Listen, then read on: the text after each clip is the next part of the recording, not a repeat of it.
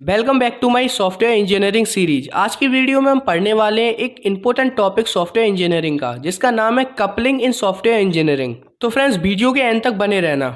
जब भी हम सॉफ्टवेयर डिज़ाइन करते हैं तो हमेशा कोशिश यही होती है कि मॉड्यूल्स अपने आप में इंडिपेंडेंट हो, लेकिन प्रैक्टिकल लाइफ में मॉड्यूल्स को एक दूसरे के साथ इंटरेक्ट करना पड़ता है। ये इंटरेक्शन कितना टाइट है और कितना लूज, इसी को हम कहते हैं कपलिंग।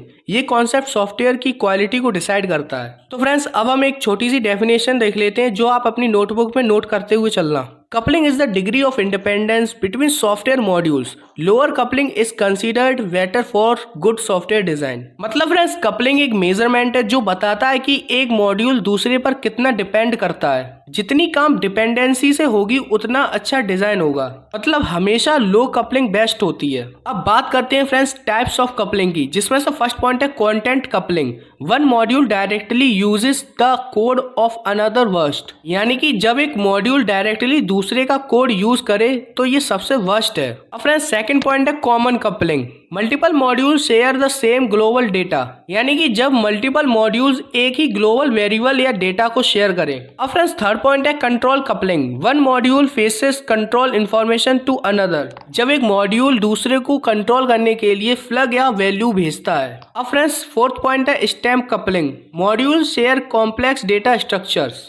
यानी कि जब मॉड्यूल्स बड़े स्ट्रक्चर डेटा जैसे ऑब्जेक्ट रिकॉर्ड को शेयर करते हैं। अब फ्रेंड्स, फिफ्थ पॉइंट है data coupling. Module share only required data. यानी कि जब मॉड्यूल सिर्फ जरूरी डेटा एक्सचेंज करते हैं, एक्स्ट्रा कुछ भी नहीं। यानी कि ये एक अच्छा डिजाइन होता है। अब बात करते हैं message coupling. Modules communicate only through message best. यानी कि सबसे बेस्ट जहां मॉड्यूल सिर्फ मैसेजेस भेजकर इंटरेक्ट करते हैं। अब फ्रेंड्स, एक हम छोटा सा एग्जांपल देख लेते हैं जिससे आपको बिल्कुल क्लियर हो जाएगा। आप एक शॉपिंग सिस्टम सोचो जिसमें दो मॉड्यूल्स हैं, जिसमें से फर्स्ट पॉइंट है पेमेंट मॉड्यूल और दूसरा पॉइंट है ऑर्डर मॉड्यूल। अब फ्रेंड्स, बिल्कुल ध्यान से समझना।